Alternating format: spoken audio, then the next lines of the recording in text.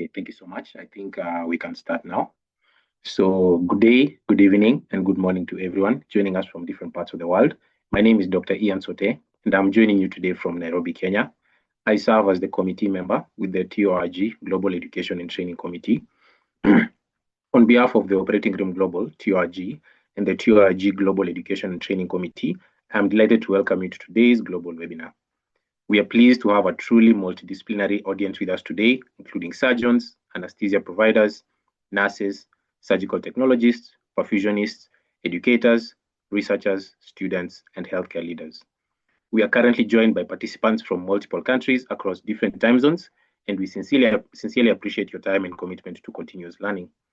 Whether you're joining us from Africa, Europe, Asia, the Middle East, the Americas, or elsewhere, you're very welcome. Good morning to those joining us early in the day, good afternoon to those in the middle of your day, and good evening to those of you joining us later. We are truly grateful to have you all with us. We strongly encourage active participation throughout the session, so please use the chat box to introduce yourself by sharing your name, your professional title if applicable, and your country of origin. Post your questions and comments at any time during the presentations. Our moderation team will be actively monitoring the chat and will bring your questions forward during the discussion segment. For those joining a TORG session for the first time, the Operating Room Global, which I will refer to as TORG, is a multidisciplinary professional platform representing over 260,000 surgical and perioperative professionals across more than 110 countries, making it the largest global network of operating room professionals worldwide. TORG brings together 42 healthcare disciplines and specialties currently and operates as a not-for-profit and non-governmental organization founded in Nigeria in August 2015. Today, TORG has over 20 active chapters globally, including representation across 31 African countries. Our mission is to advance surgical and perioperative care through education, research, advocacy, innovation, and capacity building, with a strong focus on safety, equity, and system strengthening. TORG is an internationally accredited continuing professional development provider recognized by the CPD Group, underscoring the quality and global relevance of our educational activities, and is supported by its academic and innovative arm, the Operating Room Global Center for Education, Research and Innovation, incorporated in Ireland, which leads our global agenda in education, research, innovation, and partnerships. Our affiliated journal, the Operating Room Journal, the TORGJ, is an open access, peer-reviewed international journal inaugurated in May 2025, providing a platform for high-quality evidence that informs practice and policy worldwide. TORG is also proud to host its own institutional review board, the TORG IRB, officially registered with the U.S. Office for Human Research Protections, reinforcing our commitment to ethical, responsible, and globally credible research. TORG is driven by a volunteer-led leadership model powered by passionate professionals who contribute their time, expertise, and vision to strengthen global surgical care.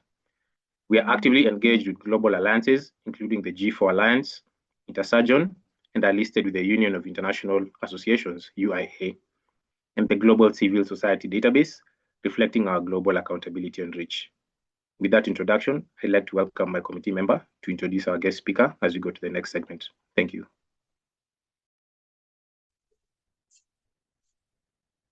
Good evening once again. My name is Pacific Shimwe, and I'm greeting you from Rwanda.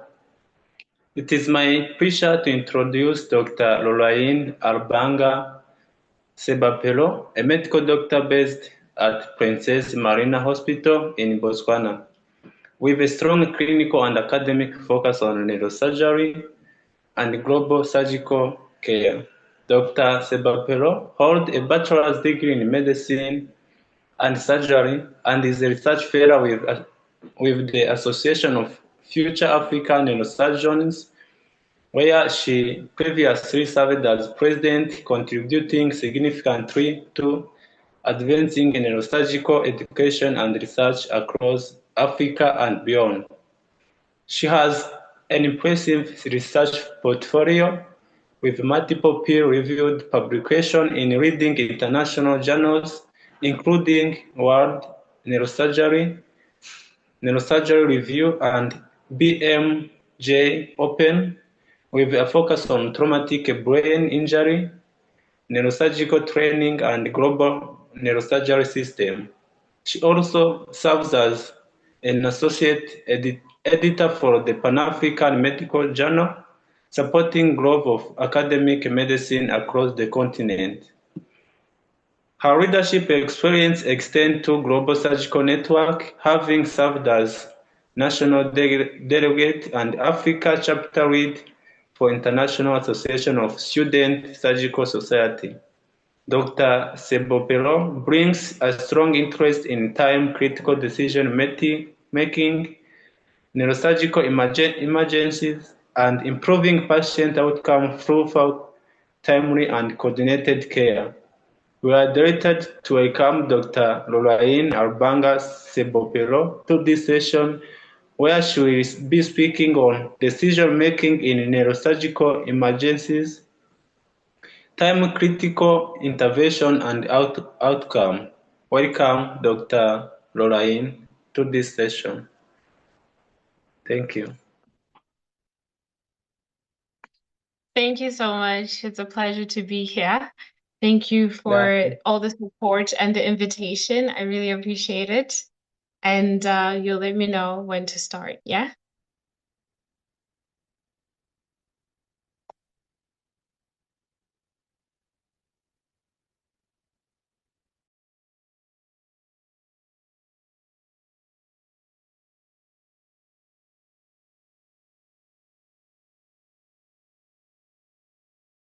So I'm just gonna project the presentation in a bit.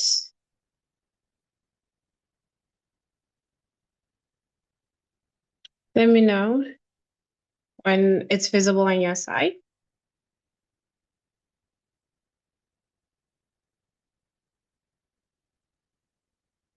Okay. Awesome. Thanks, Ian. Appreciate it. So thank you everyone for this opportunity. And I would love to also thank the team that organized this session. I know it wasn't easy and it's always a hustle when it comes to panel discussions. So I'll just go right ahead. Today I'll be talking about decision-making in neurosurgical emergencies. And this includes time-critical interventions as well as outcomes. So this is more of an overview of what we're going to be talking about, divided into 5 sections. We're going to talk about foundations, the basics of neuroanatomy, all the way to global perspectives and what we do around the world. So first of all, it's always better to get a little bit of an introduction when it comes to the burden of neurosurgical conditions before we talk about how to manage any of the emergencies. I want us to sit with the scale of the problem first, because over 5 million people die from traumatic brain injury alone every year. And this is a quite devastating diagnosis that most of the time it's quite preventable. There are 5 billion people who die around the world because of preventable diseases. And the vast majority of those deaths are not in high-income countries with neurosurgical infrastructure. These are low and middle-income countries or settings where the patient may have had a same injury, the same surgical reversible condition, and could not get the help that they needed, no surgeon available in time to act. So that's a 90% figure right there. It's 90% of neurosurgical need, and that is unmet in low and middle income countries. It is not a statistic I take lightly. It is what we are dealing with today. It means that 9 out of 10 patients who need what we do today will not get it. And many of those patients have conditions such as an epidural hematoma or a chronic subdural that could not be treated in time, or a spinal cord injury that could not be treated in time. And that's exactly why a TORG platform exists. And this is why every person on this call is part of the solution. So just to dive in onto the basics and the foundations of neuroanatomy, this is it's not an exhaustive structure. It's more of, I see somebody raise their hand. Okay, so this is the foundations when you talk about the basic anatomy, because clinicians who handle neurosurgical emergencies are the ones who actually understand the physiology behind each decision, why something is done, the ones who know why they are doing something, they're following a particular guideline. In this section, we cover the key neuroanatomy, intracranial pressure physiology through the Monroe-Kelly framework that we're going to talk about in a bit. We're going to talk about brain injury when it comes to primary and secondary brain injury, which is arguably the most important to me. So when we just talk about the frontal lobe, for example, it's just quite deceptive sometimes. You think that a patient has a preserved GCS when they have a significant hematoma development because the frontal lobe will tolerate a large mass effect. But the family will tell you that the patient isn't themselves. He's changed somehow, and that's your clue. And sometimes injury to the temporal lobe also presents with the highest urgency. The medial temporal uncus will sit right next to the cranial nerve 3 and the tentorial edge. And when the temporal hematoma would just expand, it will herniate and then it will compress the cranial nerve 3, and that would be your first indicator. So depending on the site that is injured, the patient will present a certain way, and that will inform your management. The Monroe-Kelly doctrine is the single most important physiological concept in emergency neurosurgery. The skull is like a rigid box. The brain, the cerebrospinal fluid, the blood, together they fill up to, let's say, 100%. And that's a fixed volume. So if one component expands more than it should, for example, if there's we'll call it a space-occupying lesion at any point, it could be also a hematoma or edema of the brain that develops. There are compensatory mechanisms that will take place and eventually will get exhausted. Now, even a small additional volume that increases, it will spike the intracranial pressure, and that's why patients can appear to be stable at first and then later on deteriorate. So this doctrine, it helps us guide management. It helps us monitor patients. It helps us decide when this is becoming a red code from a green one. It helps us identify when a patient is deteriorating. So our target for cerebral perfusion pressure, normally, just physiologically speaking, is from 50 to 70 mercury millimeters. That is in severe TBI, but anywhere below 50, you know that ischemia is developing. And that's what I mean when I say it will guide your management, it will guide your decision-making. So there are different ways in which an injury would occur.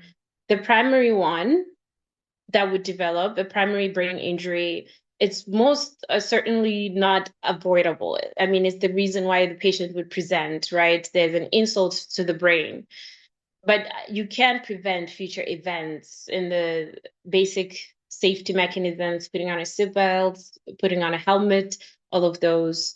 But the moment it happens, the primary injury, there's a mechanical disruption, there's axonal shearing, there's a contusion that's happening, and now we cannot reverse that particularly because it has already happened. But secondary injury is where it's our battlefield. This is where the minutes, the hours, the days count. It is the effect of the initial event. There's hypoxia, lack of oxygen that would develop. There's low BPs that would develop, and increasing pressures in the brain that would also develop. So the decision here we make is in the emergency department, is in the OR, is in the ICU. So all the stages we aim to limit secondary injury, and this is where our interventions actually live. And this is where now I'm going to talk about the golden hour, which has also been mentioned in a lot of trauma cases. But in this case, the golden hour is a mindset. It's not a clock per se, but it is the mindset to say that every minute of untreated increased intracranial pressure will lead to the dying of neurons. Around 1.9 million neurons are dying.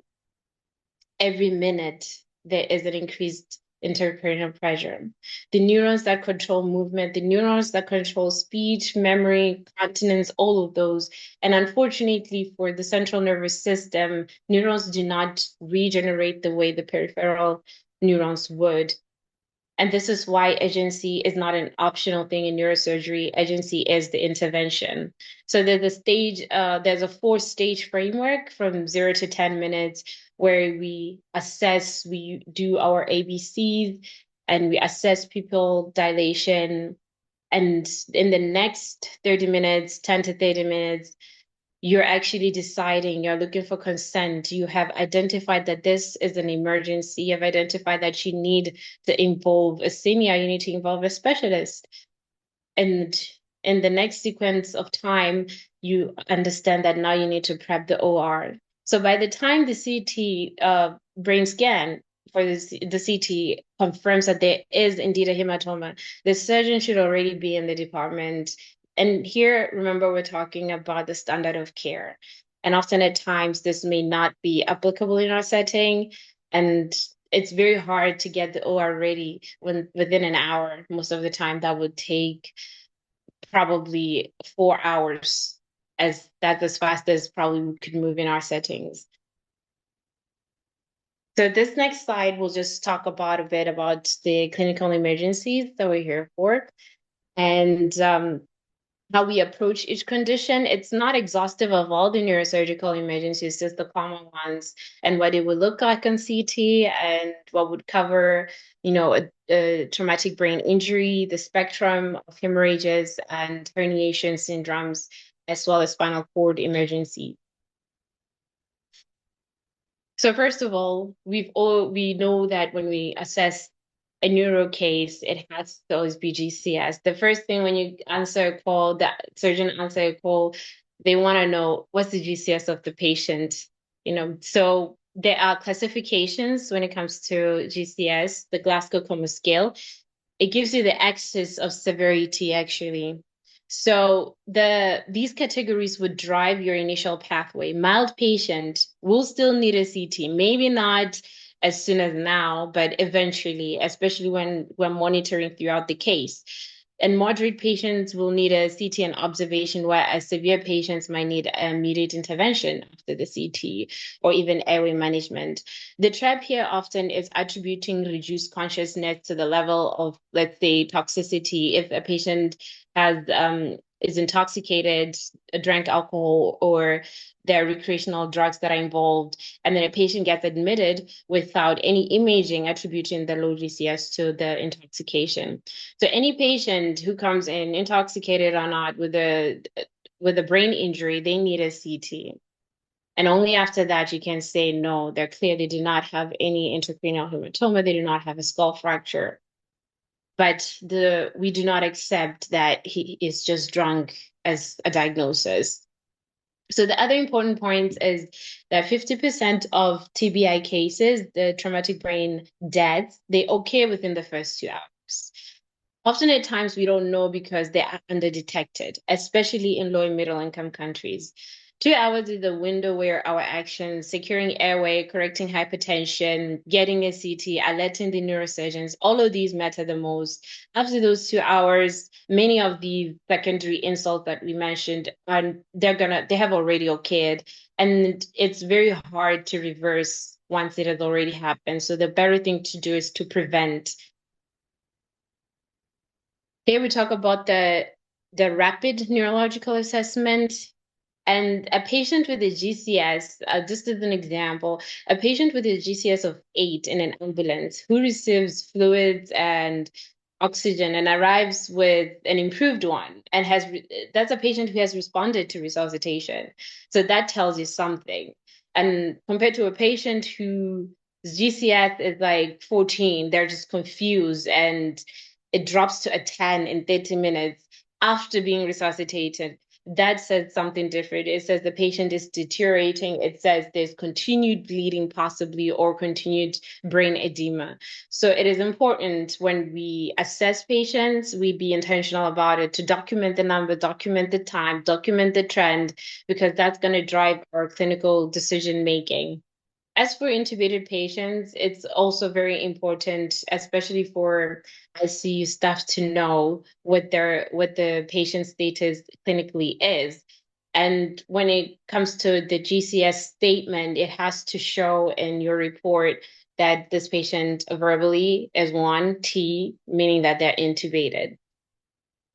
As for motor response to pain, this is the most prognostic relevant component of the Glasgow Coma scale, in the sense that a patient localizing pain, who's able to localize pain, is fundamentally has a different prognosis from one with an extensive posturing, even with the similar number of the total GCS score. So it's important to be really specific that E is this, a V is this, and motor is this. Any medical professional can look at the pupils as well. It doesn't take a lot to notice that these pupils are unequal. It doesn't take a lot to know that they're responsive both equally, because the people can tell you a lot about a patient's immediate status, even progression of disease. So just to be a little more specific, this epidural hematomas are one of the most common effects of traumatic brain injury. Here, we didn't cover a lot about skull fractures. We're just going to cover more of the brain bleeding.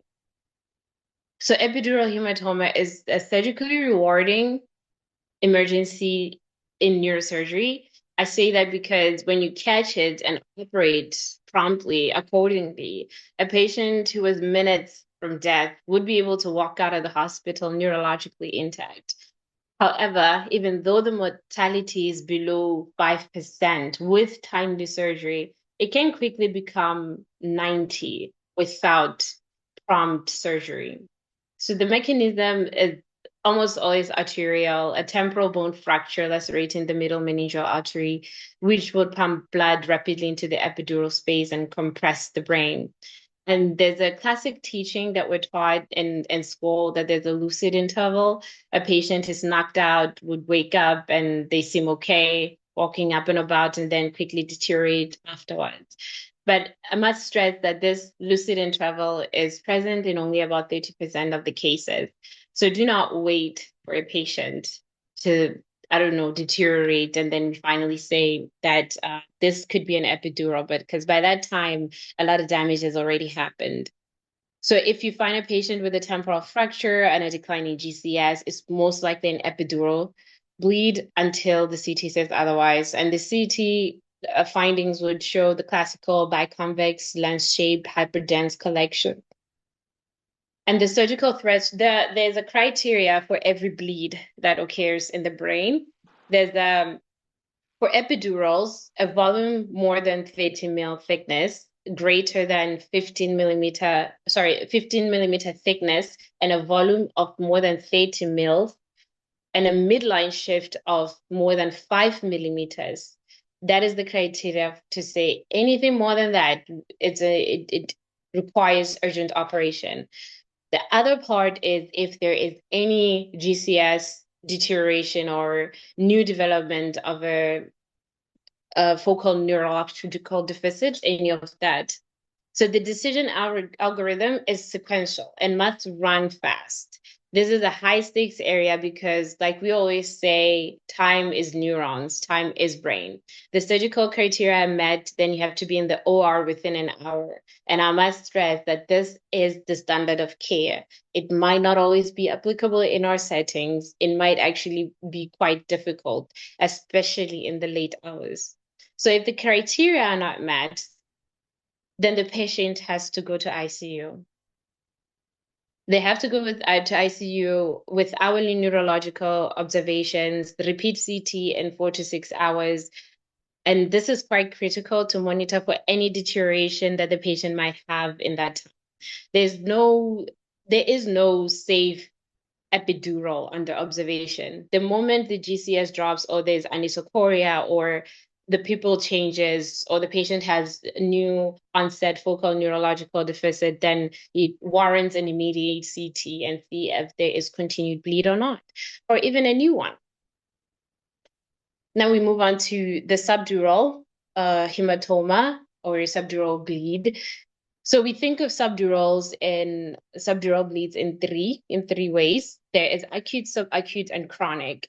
A subacute one is a more urgent, emergent one. It usually results from a high energy trauma of the bridging veins. They rupture, and then there's also often underlying cortical injury.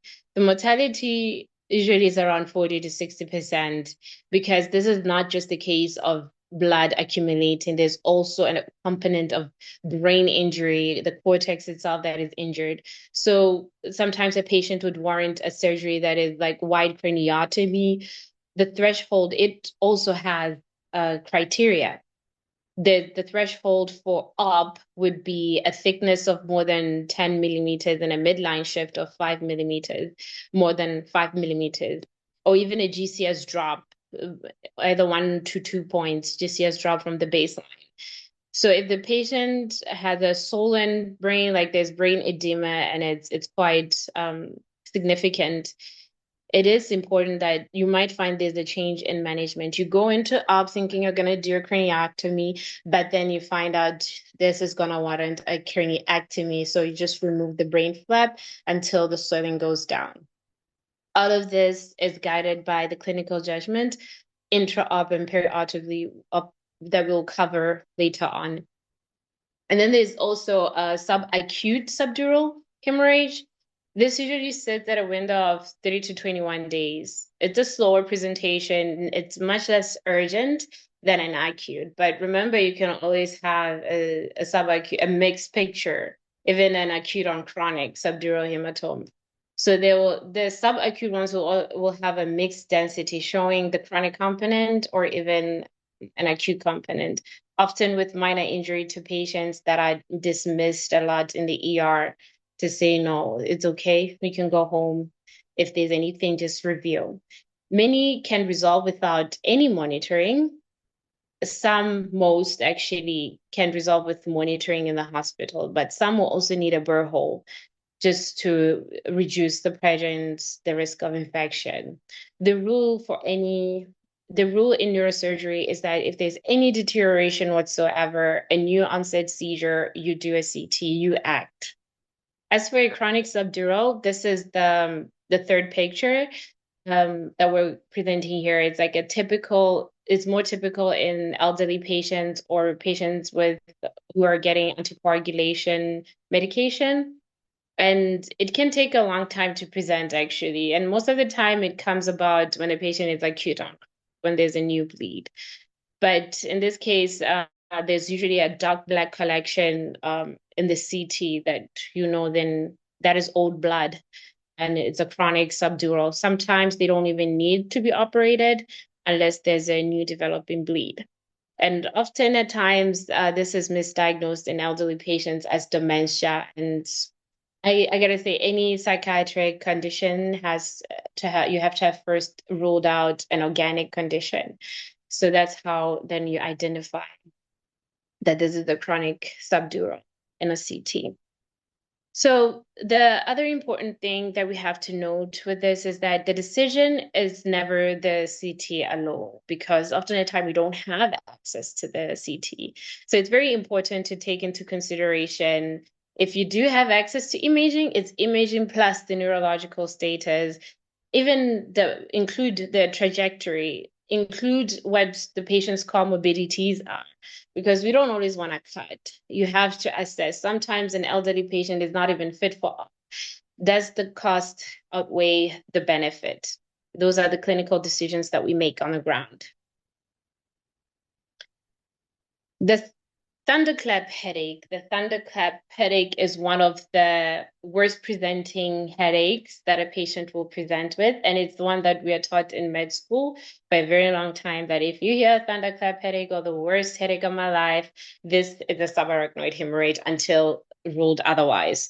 The diagnosis is often missed, especially in patients who already have, let's say, a pre-existing cluster headaches or migraines, and we just give analgesia and discharge. But even a patient, a migrainer, they can have the worst headache that is worse than the migraine that they know. They know their baseline. So every single time, we always want to rule out a subarachnoid hemorrhage in a patient presenting with the worst headache of their life. It can reach maximum intensity from minutes to seconds even. And that history is the pathognomia of a subarachnoid hemorrhage until proven otherwise. The one thing about a subarachnoid is that a CT is usually 98% sensitive to pick it in the first 6 hours. But how often do you find a patient presenting in 6 hours to a facility that even has a CT? So a lot of the times it's missed on CT because a subarachnoid, let's say due to an aneurysm, it's better picked up on an angio, right? So if the CT is negative, but the suspicion remains high, you can do a lumbar puncture at 12 hours to see if xanthochromia, right? But then also there are things to consider. That is not as sensitive. It's not as sensitive because sometimes you can have a traumatic tap. Now it's hard to tell the two. So the threats that you're facing here when managing this diagnosis, when it comes to managing even aneurysms, let's just talk about aneurysm. First is the rebleeding. There is up to 15% risk of rebleeding in the first 24 hours, which is why an aneurysm treatment within 24 to 72 hours is quite urgent. But often at times, again, I will keep stressing, we cannot have that. We do not have that luxury to even identify it in the right time frame. So the chances are your patient may have already been rebleeding by the time they come to you. The other fight that you're facing is a vasospasm. It usually picks about day 4 to day 14. And that's why nimodipine, we just initiate nimodipine 60 QID for 21 days. It started immediately. You do not need a neurosurgical consult. You have to, because a vasospasm will cause the rebleeding and worsen the prognosis even. So you do not need to wait for the neurosurgeon to prescribe it. We're trying to reduce delays as much as possible. When it comes to the definitive management, there are two ways we can go. It's either clipping or coiling. There are studies that have been done to show which one has better outcomes.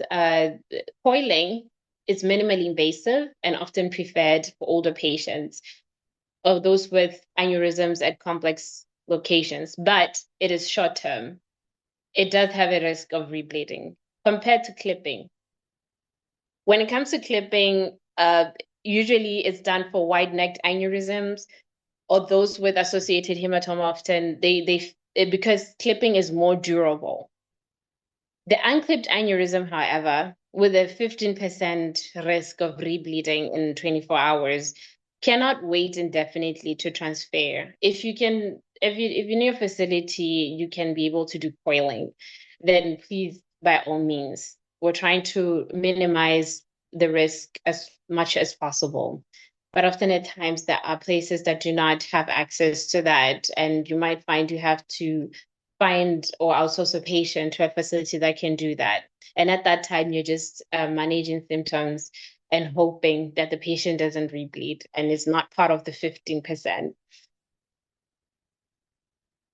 So now we can move on to the other type of hemorrhage. This is the intracerebral hemorrhaging.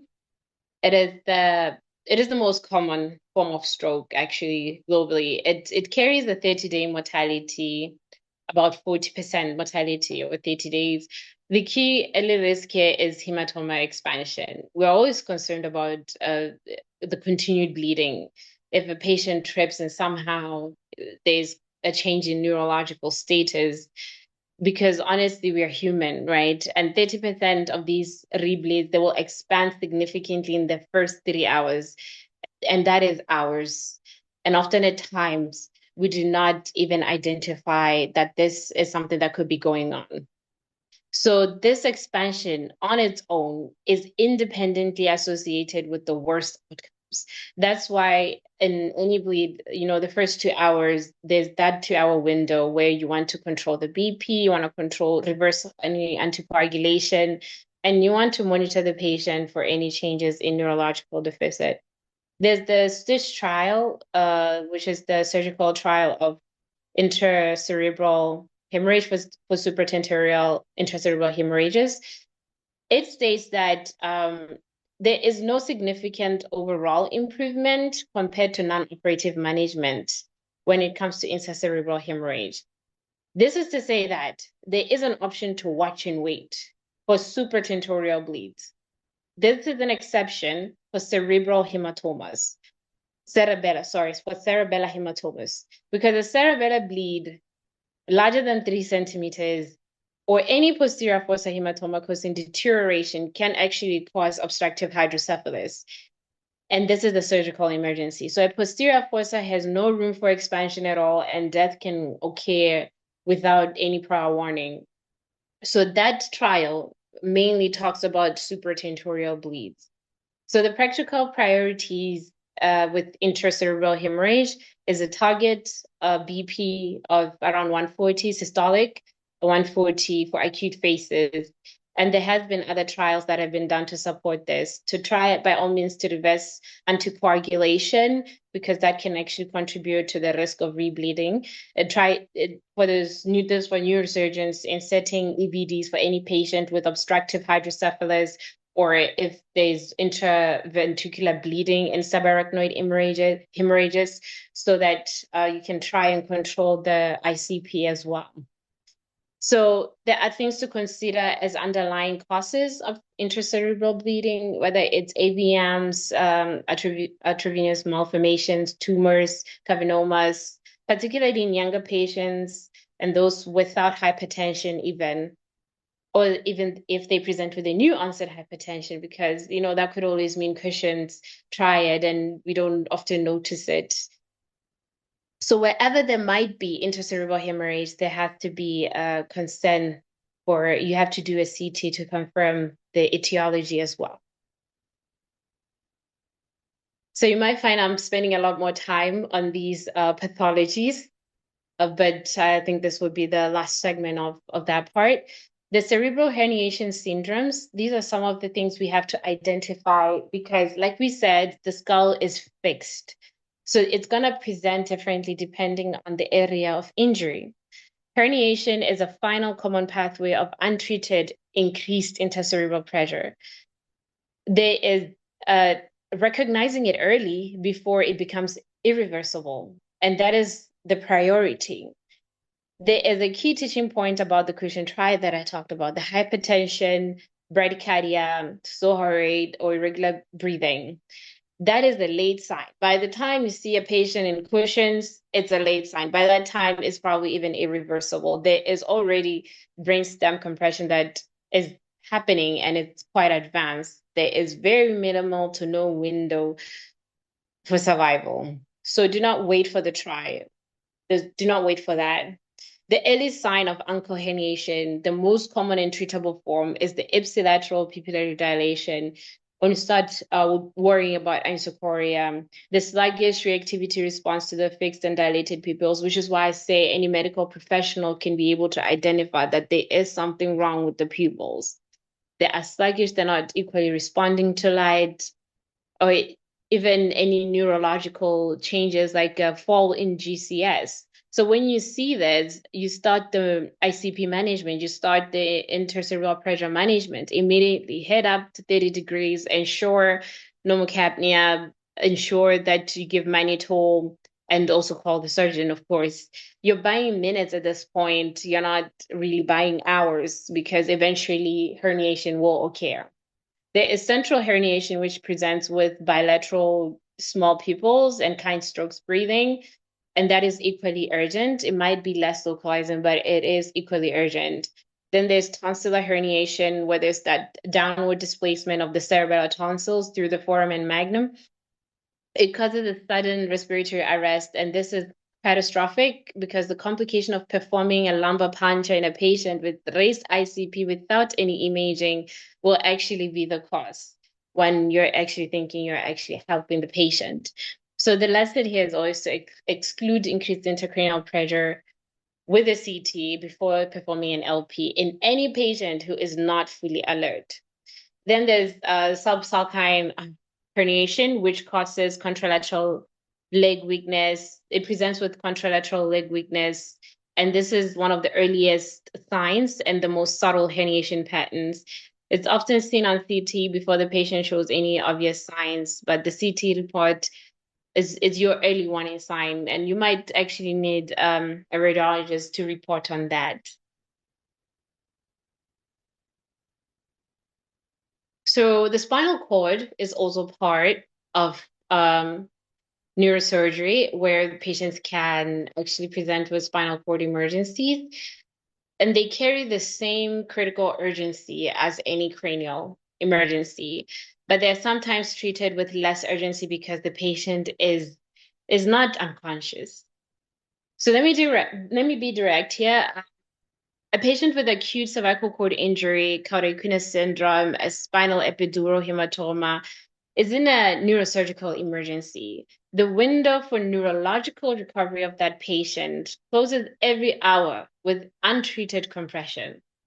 The Chaudhary syndrome there's a clinical triad: subtle anesthesia, if there's like numbness around the perineum or the inner thighs, there's bilateral leg weakness, and urinary symptoms like urinary retention or incontinence. Any patient with this combination, clinically, they have Chaudhary syndrome, and so then urgent MRI says otherwise. And again, how often would we get an urgent MRI until you book and get it in the next 2 to 3 working days? So it is a neurological emergency that you have to be able to identify clinically. So decompression must occur within 24 to 48 hours of the symptom onset to present any bladder or bowel function. Beyond that window, the dysfunction becomes even more permanent, and the chances of it being irreversible become very high. So this is up to the neurosurgeons or the team involved, I could say, that to be able to identify the symptoms and escalate accordingly and immediately. For acute cervical cord injury, the evidence from the stasis trial, the surgical timing in acute spinal cord injury study, it supports early decompression within 24 hours for improved neurological outcomes. The goal here is to immobilize the spine at the scene, maintain a map of 85 to 90 mercuric millimeters to protect perfusion, and to get an urgent MRI and identify this compressive pathology. The spinal epidural hematoma is also an emergency. It's quite reversible as well. It requires the revision of any anticoagulants or even evacuation of the hematoma as soon as possible. And here, these hours matter enormously. Then there's metastatic gout compression. We don't often hear of it a lot until a patient presents with a pathological fracture, and then we start suspecting it. But here, there have been studies that show that dexamethasone is actually very helpful.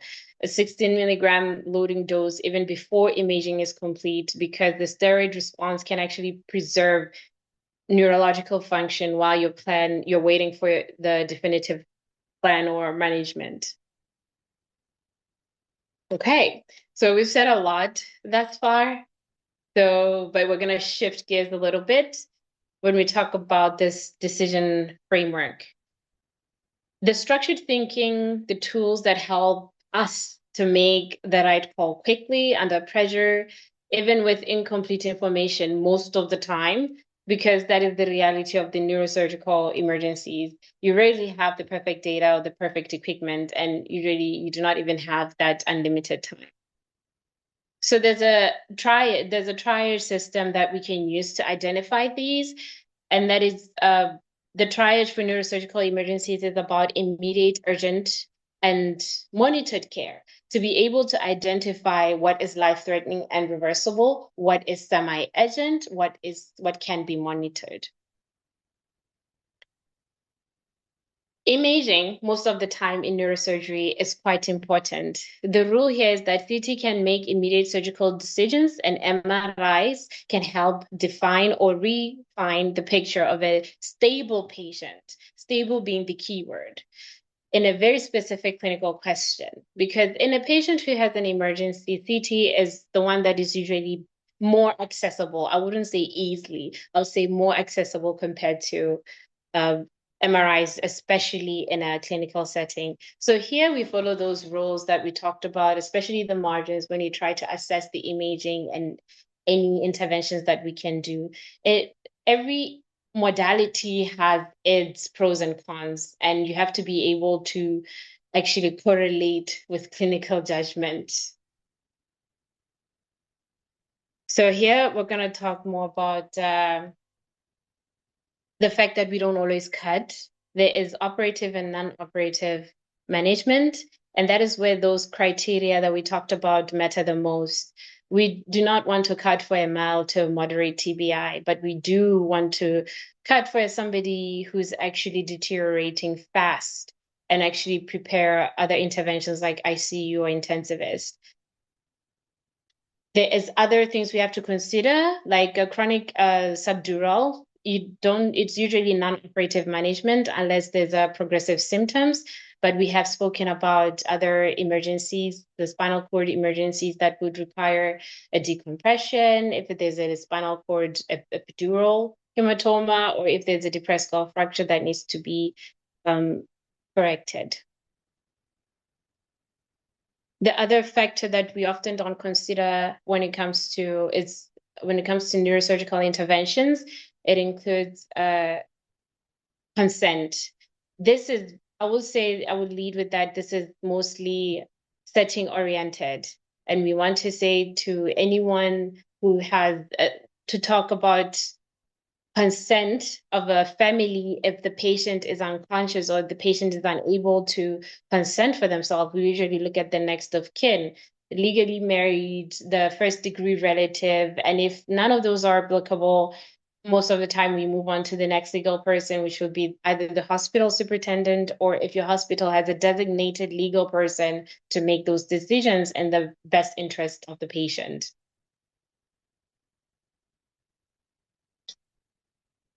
Often, we also have intraoperative decision making. We have a consent form that we usually sign that this is the plan. We're going to do a decompressive craniotomy. And then you find that the patient has punctured a dura, you have to fix the dura. And there's a lot of changes in the plan in that time, intraoperatively. And now you have to do, because of the increased cerebral edema, and somehow mannitol still isn't enough, you have to do a craniectomy. Now, this is something that the patient or the family might not have consented to, but it's one of the risks that you have to mention in consent, because you know that this can actually change intra. And then the patient is quite surprised, like, where's my skull, But that's why we have to do what we call informed consent. You never know what can happen in. You might find the patient needs ICU, even though we initially thought that this could be a simple operation, or may need transfusion. When we talk about perioperative management, it's most important because it's a MDT management, multidisciplinary team. This involves anesthesia, it involves the nursing teams, it involves everyone that is involved in taking care of the patient from beginning to the end.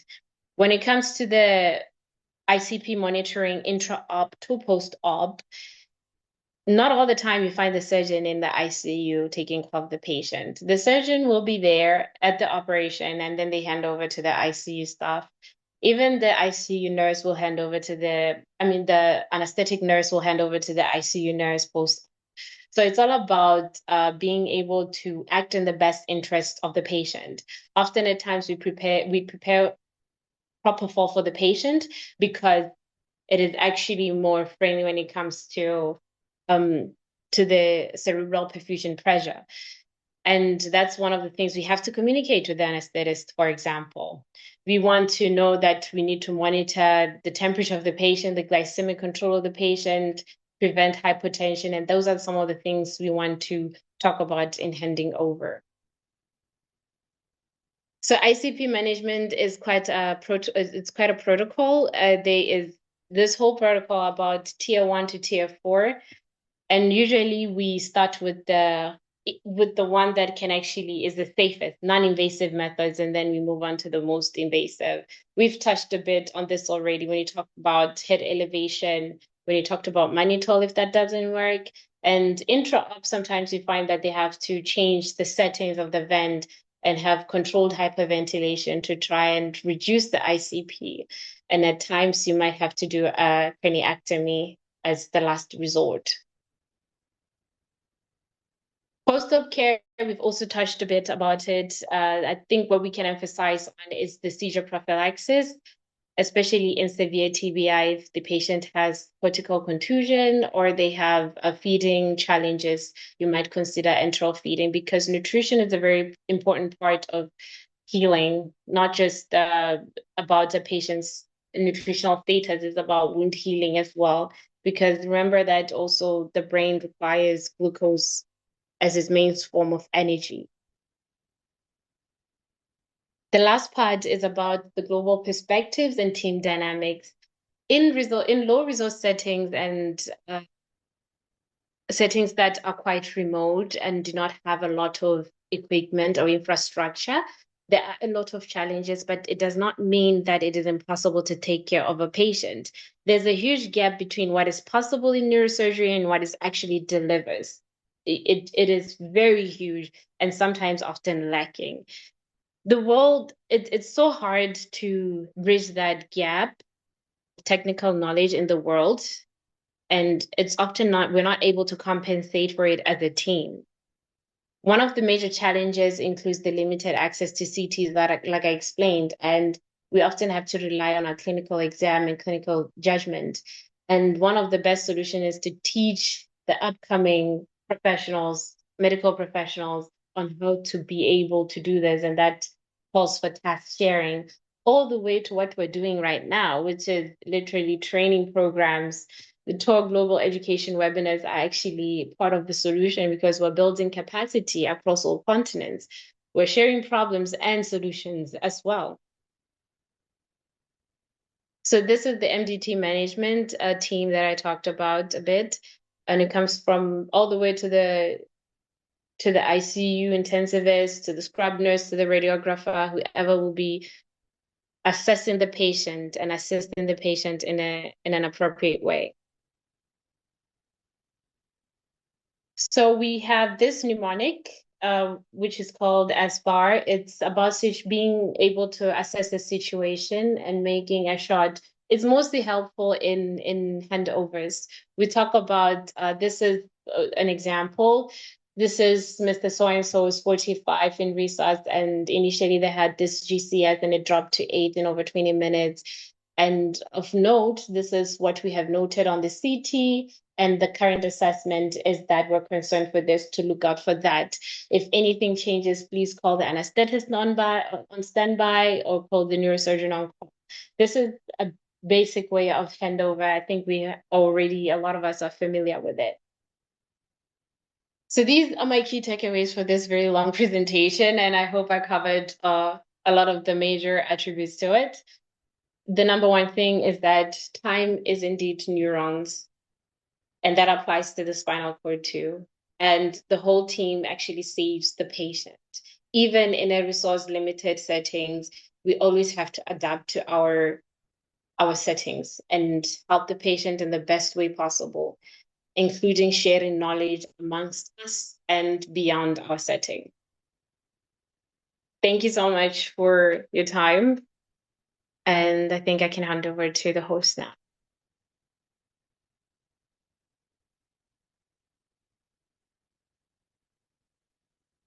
The opportunity to speak today. I'm Mohammad Wajid. I've done my BSc honors from King Edward Medical University and MPhil from Superior University, and I'm working as head of Department of Proprietary Technology and CSSD manager as well. And I'm also a TORG Global Research Fellow. So let's start today's presentation. Okay, so here is the introduction to CSSD. What is CSSD? CSSD stands for Central Sterile Service Supply Department, or CSSD is responsible for the reprocessing of reusable medical devices and surgical instruments. Its primary function and mission is to provide the sterile, safe, and functional instruments for the patient care. CSSD follows the standardized procedures to ensure consistency and compliance with the international standards. In addition to patient safety, proper reprocessing of instruments is important because it extends instruments' lifespans and reduces healthcare costs. And simply, we can say that CSSD serves as the foundation of safe surgical services for the patient. Okay. We know that as the infection prevention hub states, that effective sterilization and traceability in CSSD correlates directly with a significant drop in healthcare-associated infections. About 42% of healthcare-associated infections reduces because of the CSSD. We know that researchers have also shown the effective sterilization and traceability system significantly reduces the infection rate. So CSSD plays a direct role in preventing cross-contamination between the patients. Without a properly functioning CSSD, patient safety cannot be guaranteed. CSSD acts as a chain breaker of infection because if the instruments are not clean, the agents are bioburdens, like bacteria can stay on the instruments and tools. So cleaning is, we can say, the soul of sterilization. Basically, so contaminated instruments can act as a vehicle for transmitting microorganisms. If cleaning is inadequate, bioburdens may remain inside the lumens, inside the hinges, and instrument surfaces.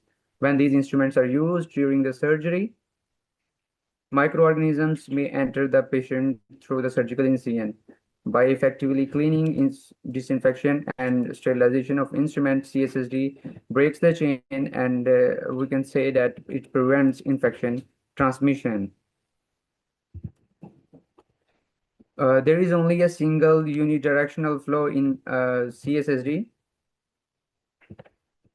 As we can say in the diagram, there is a CSSD, there is a dirty zone and clean zone and sterile zone in CSSD, and there is only unidirectional flow. Items move from dirty area to clean area only, then to sterile processing area. And there should be never backward movement in the CSSD for the instruments. And the dirty zone is used for receiving and cleaning of contaminated instruments.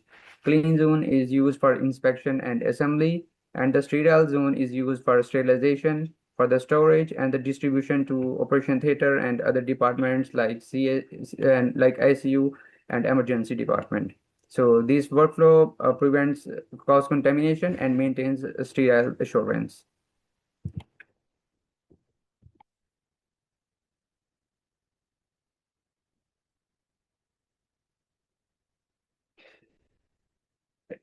As we discussed earlier, that cleaning is the soul of sterilization, and cleaning is most critical step. If there is not a properly cleaning step is followed, then there is no guarantee for the sterilization. Cleaning is the most important step for the instrument reprocessing. Manual cleaning, if we talk about the cleaning process, there is manual cleaning and cleaning through ultrasonic cleaner and washer disinfector. So manual cleaning removes the visible soil, visible debris, and ultrasonic cleaner removes the microscopic debris from the, difficult areas where we cannot reach using manual method. So ultrasonic cleaner removes microscopic debris from joints and sedations using the cavitation process. And if we talk about the washer disinfector, there is a thermal disinfection in washer, and washer provides automated cleaning, and there is a loading side for the washer in the dirty area, and then there is an unloading side in the clean area. And there is automated cleaning and the thermal disinfection inside the washer using a different kind of disinfectants, alkaline and acidic and neutralizing agents. So there is A0 value that measures the effectiveness of thermal disinfection. Properly cleaning significantly reduces microbial load before the sterilization. So A0 value is basically a standard that is used to basically to see that washer disinfector meets the standard or not. The next step in CSSD is inspection and assembly of the instruments. Before packaging, every instrument must be verified for functionality, for its cleanliness, and for integrity of the instruments. The first step is visual inspection, and this visual inspection happens using the magnifying lamps that is used to detect the pits and residual bioburdens. If there is no cleanliness and instrument contains debris, it is moved back to dirty areas where the cleaning is made. So when we check cleanliness and functionality and integrity in this area, we check that, for example, scissor should cut properly and forceps should be aligned correctly, and luminant devices should be free from residual soils. Any damaged or defective instrument must be removed from the trays and should be sent back. And for lubrication, there are special kind of lubricants. For example, the Deconex company makes, Sterilization made the different kind of lubricants, and Triple M have. So there are different kind of lubricants which are used to lubricate the instruments to prevent them from rusting and joint stiffness. And this process is also known as milking of instruments. If we talk about the packaging system, how instruments are packaged, there are basically three types of packaging systems in CSSD. There is rigid container, sterilization wraps, and peel pouches. Common packaging systems include the sterilization wrap, but all of the three are equally important. These package material must allow sterilant penetration while maintain sterility after processing, and incorrect packaging can compromise the entire sterilization process. So rigid containers are very durable, but we require its filter maintenance. And sterilization wraps use the gray paper, and they are disposable and they're single use only. And it's one of the, we can say, the standard that we should use in wrapping instruments in CSSD. And there are single small items, peel pouches, that ensure paper to plastic orientation for stream sterilization.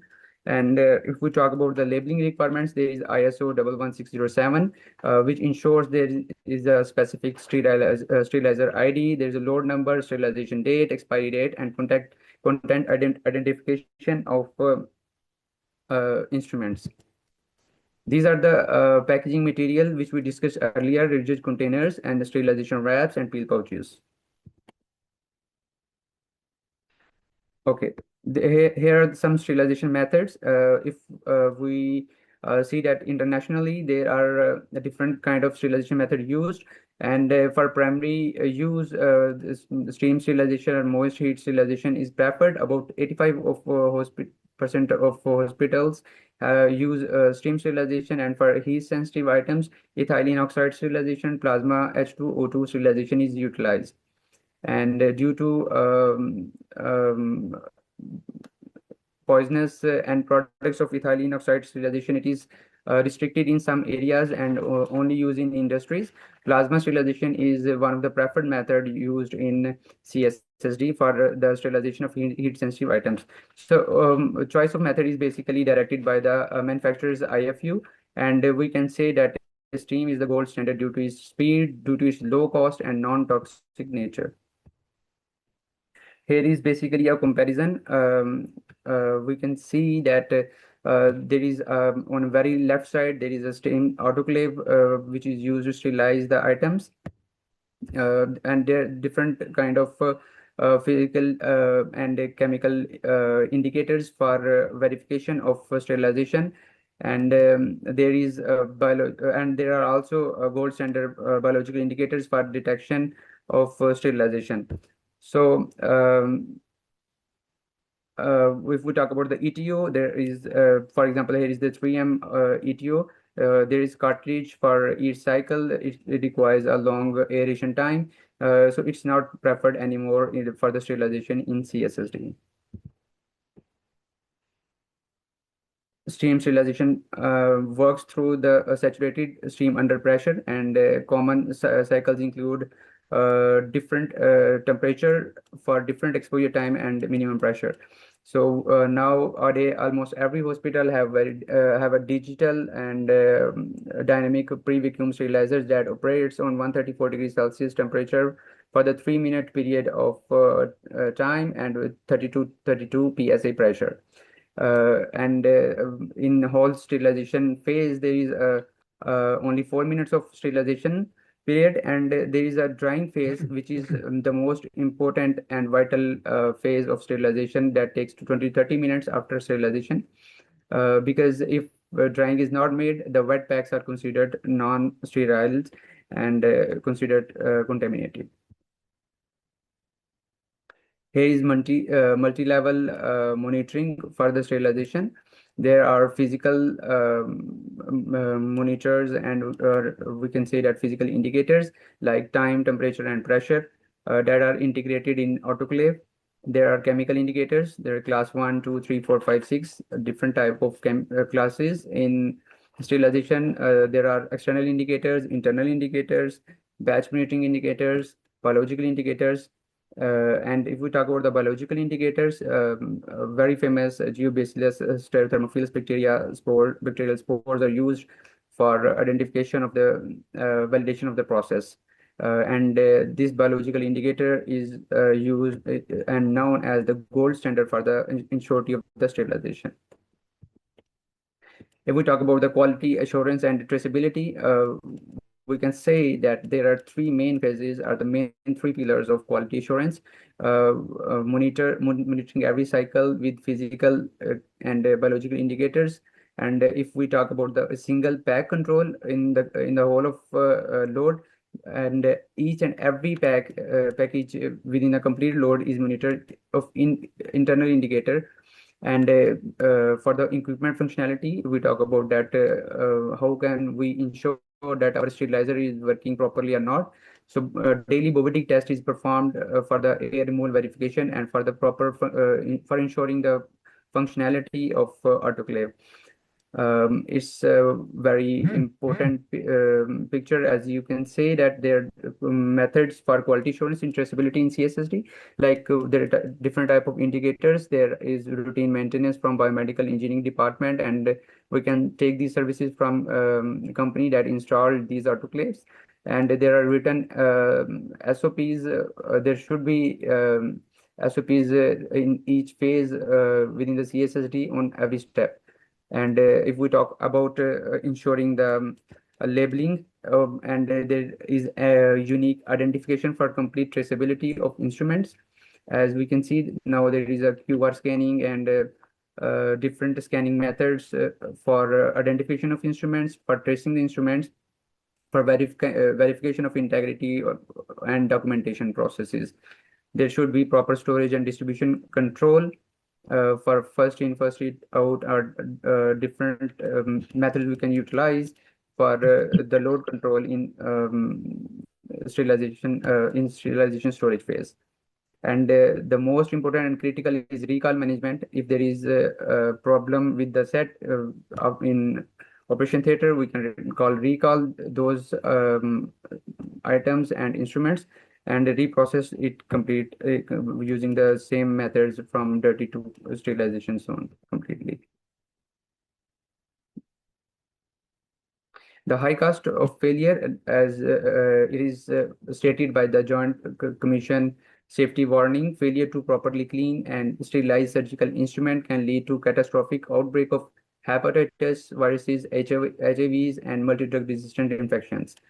Outbreak associated with biofilms in orthopedic shavers and robotic lumens have led to multi-million-dollar lawsuits and patient fatalities. So CSSD is critically important for removing these kind of infections and to prevent for patient from infection.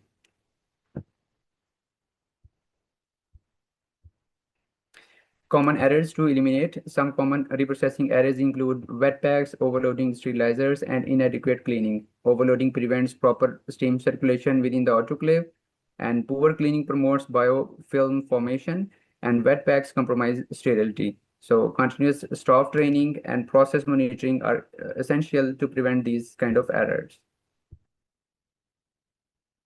CSSD professionals are exposed to biological, chemical, and physical hazards. So appropriate personal protective equipments, PPEs, are essential. And this includes fluid-resistant gowns, heavy-duty gloves, face protection, and suitable foot pairs. Sharp injuries must be prevented through the safe handling of practices and following the SOPs. Staff safety is directly linked to the patient safety. So there should be very strictly SOPs following and there should be implementation of SOPs in CSSD.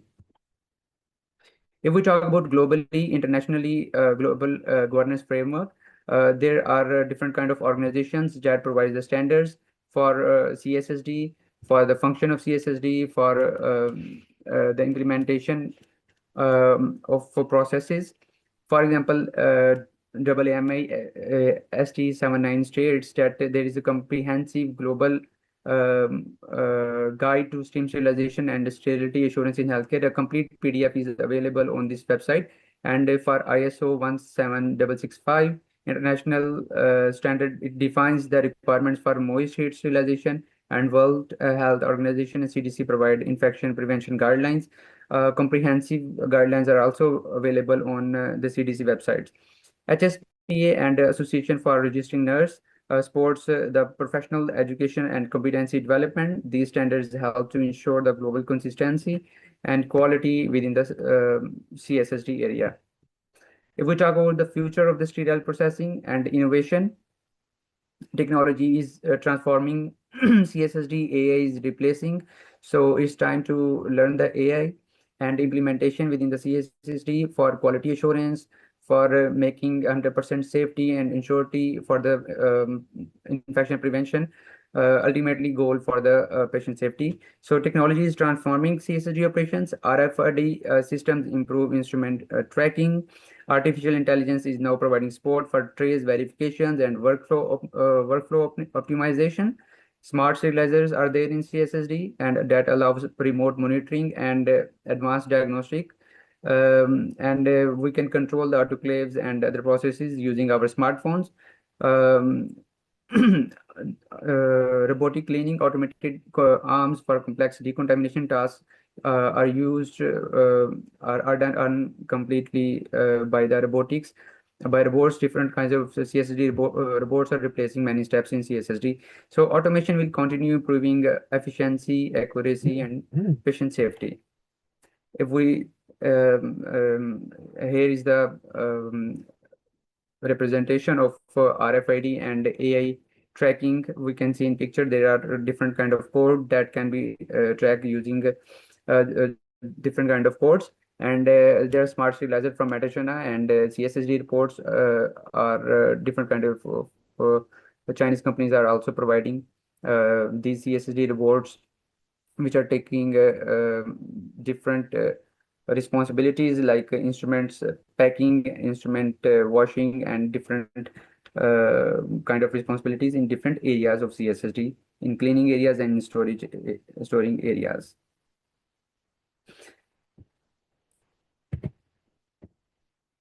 Many healthcare facilities face different challenges such as limited resources, aging equipments, and insufficient training opportunities. And there may be difficulties in obtaining quality consumable and validation services. And addressing these challenges require, different kind of leadership commitments. But as we many of our participants are also from developing nations, so there are many barriers for excellence, and there are some solutions for that as well. In low resources hospitals, there are limited water and power supply. There's lack of training. Like there are different kind of courses available online, and certifications are also available. So there is solutions for like regional CSSD hubs for shared resources. Different kind of hospitals can utilize a single main hub of CSSD for instrument sterilization instead of compromising the sterilization. There are different international organizations that are providing sterilizations. trainings and courses and certifications and online webinars like TORG. Thank you to TORG for providing this opportunity as well.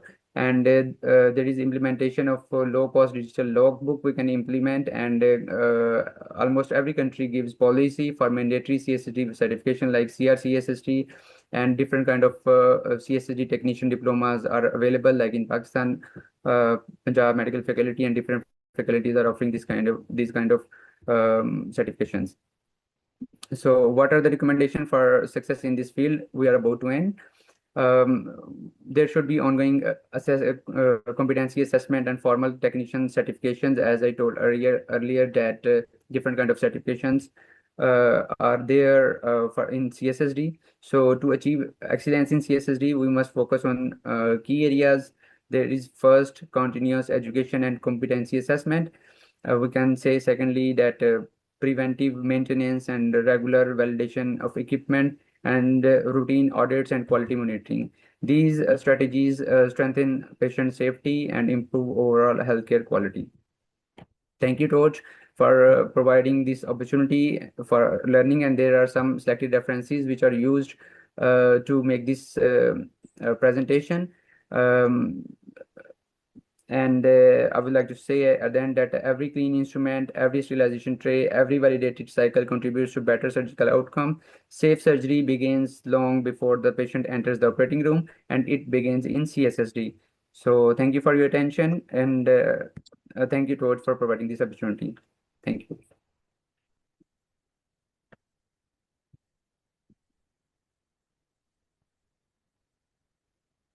Thank you. Thank you both the speakers, Mr. Mohammed, Dr. Lorraine, for the wonderful presentations. I'm sure all the attendees have gained a lot from your insights and inputs.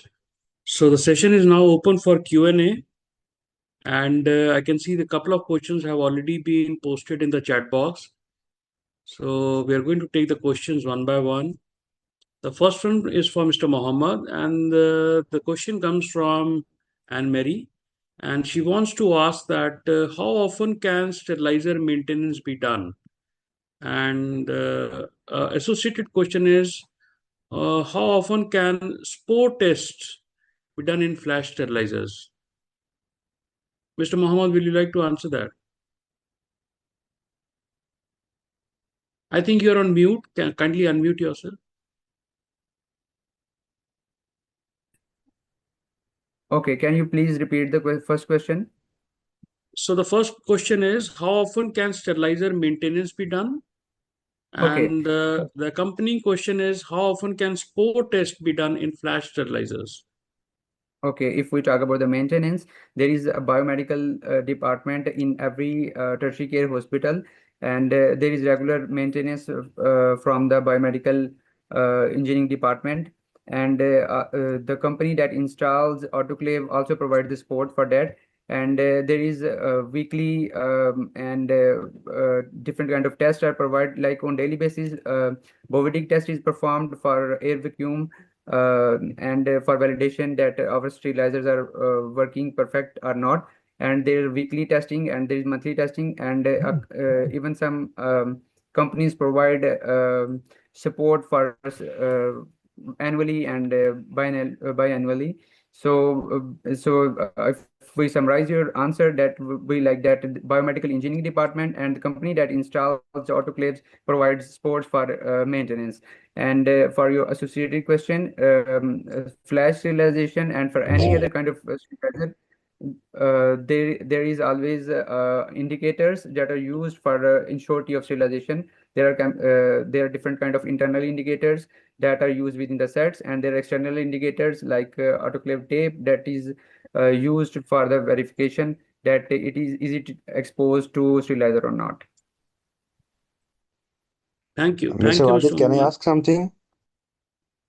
Sure. Please go ahead.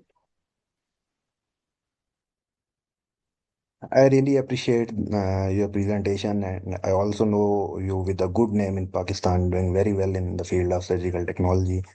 I really want to ask, what do you think a step-by-step approach for developing our CSSD system in Pakistan or resource-limited countries, like developing it to the global excellence level? What should be the step-by-step guideline? Thank you. Thank you very much, Anas, for your kind words. And as we talk about the CSSD future in Pakistan, it is not possible without, we can say that the sport of government level sports. There are different kind of competency-based certification assessments, and certifications should be there on institutes. And international certifications should be there, and it should be mandatory to work in CSSD. So SOPs are there, different kind of diploma courses are there, and if we say that for the future of CSSD, intelligent people like you and others, and the proper, you can say that educated people should work with proper certifications to make sure the patient safety and for the implementation of guidelines. Thank you very much, sir. Thank you very much. So there have been a couple of questions which have been posed for Dr. Lorraine. I believe she has already answered almost all of them in the chat box itself.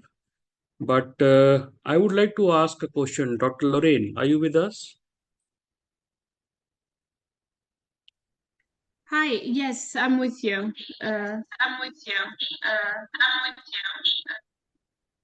Okay, so what I would like to ask is, in most of the neurosurgical emergencies, the decisions often have to be made even before the complete diagnostic evaluation has been done and the reports are available to the clinician.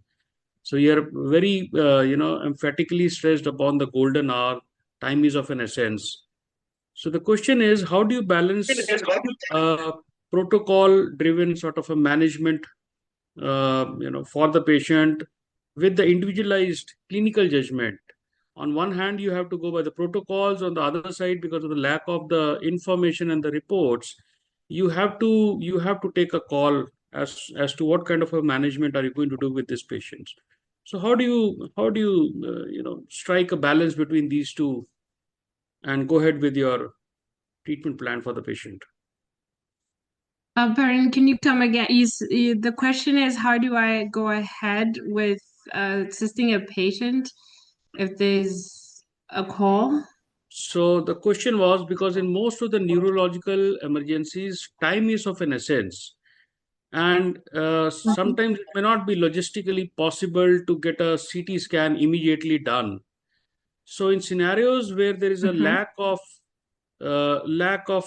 information, because the CT scans or the reports are not coming quickly, then how do you strike a balance between the protocol driven managements and your own individual judgment as a clinician?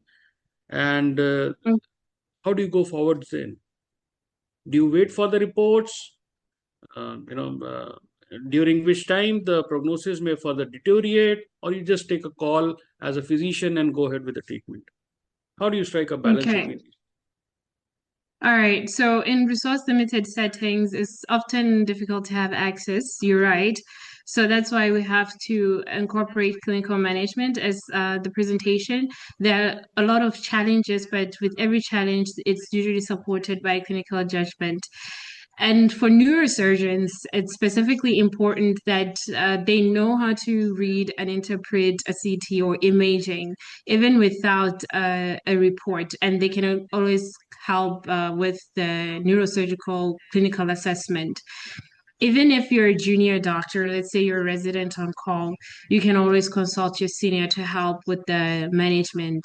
If a patient is clearly having ankle herniation symptoms and it's clear that they have increased intracranial pressure and you cannot get access to CT in your local facility, and you do not know for certain what could be the problem, the best thing you can do, which is, I think it's setting base, is to outsource to a facility that can. I think there are different protocols in different areas for what can be done if a patient needs urgent neurosurgical intervention. The same way if a patient needs ICU and you don't have ICU available in your setting or in your area, there is a protocol that can be followed. For example, discussing with the hospital management that I do have this case, but we cannot do it here and we need to outsource. Or I do need to do a CT, we can't go in because of difficult access. We suspect a posterior tumor, which will need this and that.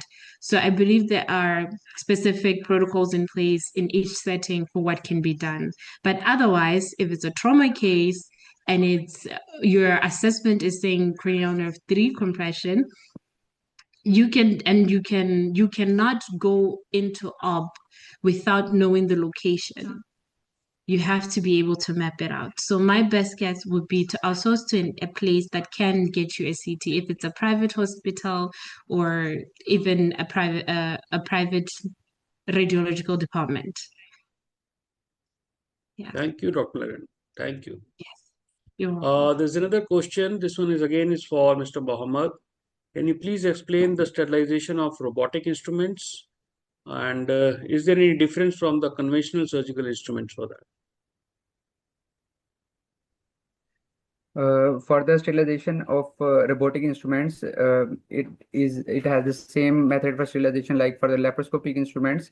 The instruments, first of all, are cleaned and decontaminated, cleaned using the same method for cleaning and manually cleaned. And for nowadays, there are different kind of autoclaves are available which are used for sterilization of laparoscopic instruments and for robotic instruments in digital smart sterilizers. As I showed in my presentation, there is a smart sterilizer from Metachana as well that is used for this kind of sterilization. But mostly in different kind of hospitals, steam sterilizer is not sterilization is not preferred for robotic instrument.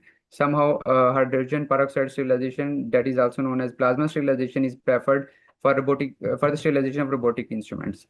Thank you. Thank you, Mr. Mohammed. So I think there are no more questions in the chat box. And if any of the attendees wants to go ahead and ask the question to one of our speakers, just unmute yourself and please go ahead with the question. Otherwise, we'll just wind up the session.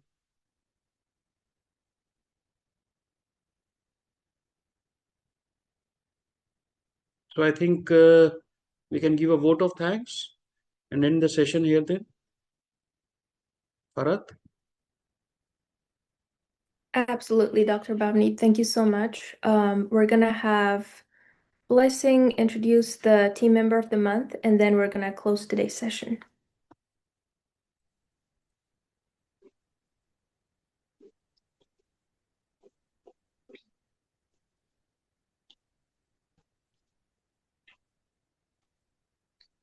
Good evening, everyone.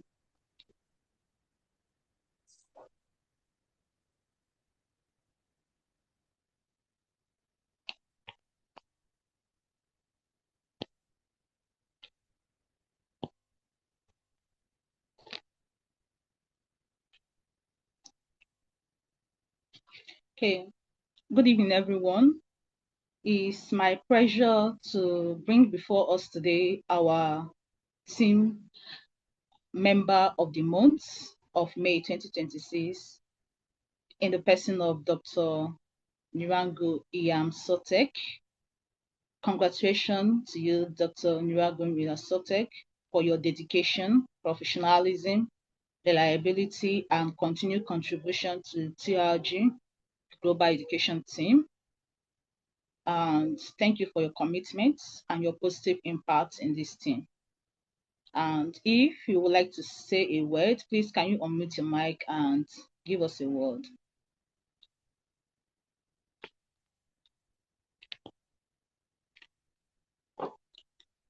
Okay, if not, thank you. Okay, yes, continue. I'll just say something really quickly, just in the interest of time. So I just like to say thank you, Blessing. Thank you for that announcement as Team Member of the Month. I think I'm really excited. I'm really honored to receive this award. And also thank you to everyone in the team who keeps TORG going, including myself. Our aim is to really advance surgical periop care. And I'm really glad to just continue working with everyone. And yeah, thank you so much. I don't want to speak too much. I think probably people want to leave. So yeah, thank you so much for that.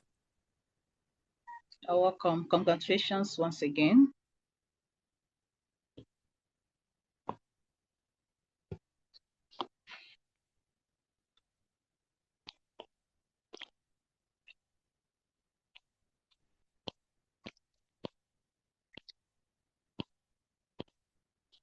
Okay, on behalf of the Operating Room Global, I would like to sincerely thank our speaker for the available insights and our participants for joining us from different countries and time zones and professional backgrounds. We recognize that many of you are participating despite busy clinical schedules, varying internet access, and language differences. We truly appreciate your commitment to learning and to improving surgical and preoperative care in your local setting. Please feel free to share key lessons from today's section with your team, institutions, and professional network. As part of strengthening safe and effective practical practice globally, we encourage you to stay connected with TORG through our upcoming webinars, training programs, and research activities, which are published on our website and across our official platform. To receive our TORG accredited training certificates, please note the following. Immediately after this section, the evaluation and certification form will open in the browser on your device and remain active for 24 hours only. Certificates are issued within 5 to 7 working days after successful submission. Evaluation is mandatory for accreditation, and certificates are linked to your TORG membership ID. Once again, thank you for being part of TORG Global Community. We wish you a safe, productive day or evening ahead, wherever you are joining us from. Thank you once again for joining us. We look forward to supporting your continued professional development with the Operating Room Global. Thank you.